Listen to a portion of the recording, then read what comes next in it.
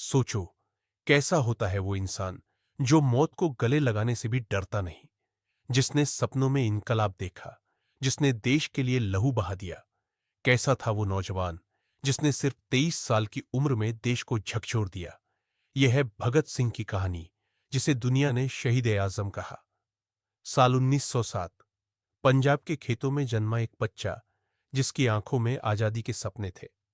बचपन के खेल से शुरू होकर वो कैसे बन गए स्वतंत्रता संग्राम के नायक। आइए भगत सिंह की जिंदगी की इस यात्रा पर चलते हैं।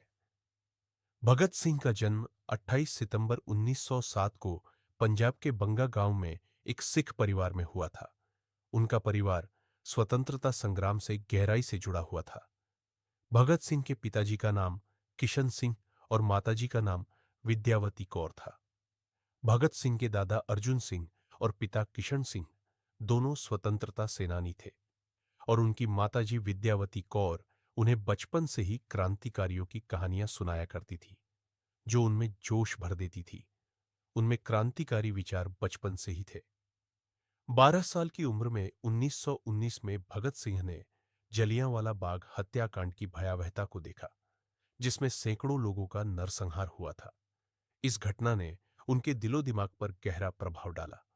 उन्होंने तभी ठान लिया कि वह अपने देश से अंग्रेजों को बाहर निकालना है। 16 साल की उम्र में जब उनके घर में उनकी शादी की बात शुरू हुई, तो वो घर छोड़कर कानपुर चले गए, जहां उन्होंने प्रताप प्रेस में नौकरी कर ली। उन्होंने अपने पिताजी को पत्र भेजकर कहा, अगर उनकी शादी गुलाम भारत में होगी तो मेरी दुल्हन सिर्फ मौत होगी। सरदार भगत सिंह की शुरू की पढ़ाई डीएवी स्कूल में हुई। भगत सिंह ने लाहौर के नेशनल कॉलेज में प्रवेश लिया, जहां उन्होंने इतिहास, राजनीति और साहित्य का अध्ययन किया। उन्होंने क्रांतिकारी संगठनों से जुड़कर स्वतंत्रता संग्राम में सक्रिय भागीदारी शुरू कर दी। उनका मानना था कि स्वतंत्रता केवल राजनीति से नहीं, बल्कि समाज में समानता और न्याय की स्थापना से ही प्राप्त की जा सकती है। Bhagat Singh Hindustan Socialist Republican Association के सक्रिय सदस्य बने। उन्होंने नौजवान भारत सभा का गठन किया। उन्होंने इनकलाब जिंदाबाद का नारा लोकप्रिय बनाया। जब साइमन कमीशन भारत आया, तो साइमन कमीशन के विरोध प्रदर्शन के दौरान लाला लाजपत राय पर लाठीचार्ज हुआ और उनकी मौत हो गई। सरदार भगत सिंह ने लाला लाजपत राय की मौत का बदला लेने के लिए राजगुरु और सुखदेव के साथ अंग्रेज अफसर जॉन सॉन्डर्स की हत्या की योजना बनाई। उन्होंने 1928 में अंग्रेज अफसर सॉन्डर्स की गोली मारकर हत्या कर दी। इसके बाद 1929 में भगत सिंह और बटुकेश्वर दत्त ने सेंट्रल असेंबली में बम फेंककर विरोध प्रदर्शन किया और इनकलाब जिंदाबाद के नारे लगाए।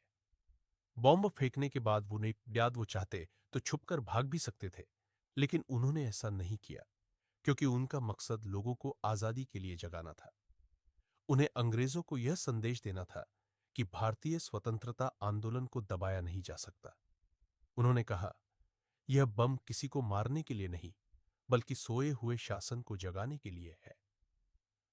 सरदार भगत सिंह को जॉन सॉन्डर्स की हत्या के लिए सुखदेव और राजगुरु के साथ गिरफ्तार कर लिया गया। जेल में भगत सिंह ने कैदियों पर हो रहे अत्याचारों के विरोध में आवाज उठाई। जेल में उन्होंने भूख हड़ताल की शुरुआत कर दी।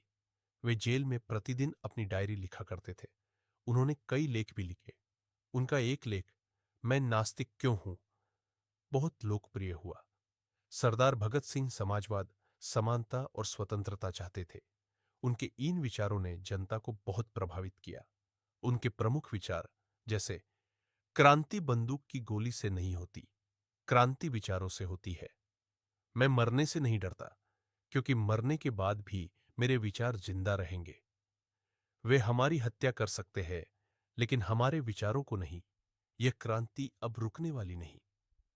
जॉन सॉन्डर्स की हत्या के लिए उन्हें सुखदेव और राजगुरु के साथ फांसी की सजा सुनाई गई। फांसी की तारीख 24 मार्च तय की गई, लेकिन अंग्रेजों ने जनता के गुस्से और अराजकता के डर से उन्हें एक दिन पहले 23 मार्च को ही फांसी दे दी। भगत सिंह को आखिरी इच्छा पूछने पर उन्होंने बताया कि वह अभी लेनिन की जीवनी पढ़ रहे हैं, वो उन्हें खत्म करने दी जाए। इसके बाद तीनों वीर एक दूसरे को गले लगाते हैं और देश के लिए अपना सर्वोत्तम बलिदान दे देते हैं। इस तरह 23 मार्च को देश के 3 नौजवान हंसते हंसते फांसी के फंदे पर झूल गए और देश में क्रांतिकारी विचारधारा को और तेज कर गए। हर वर्ष 23 मार्च को उनकी याद में शहीद दिवस मनाया जाता है। सरदार भगत सिंह मरकर भी अमर हो गए। दोस्तों, यह थी शहीद भगत सिंह की कहानी। अगर आपको यह वीडियो पसंद आया हो तो इसे लाइक करें, अपने दोस्तों के साथ शेयर करें और हमारे चैनल को सब्सक्राइब करना न भूलें। अगली बार हम फिर मिलेंगे एक नई कहानी के साथ। तब तक के लिए जय हिंद।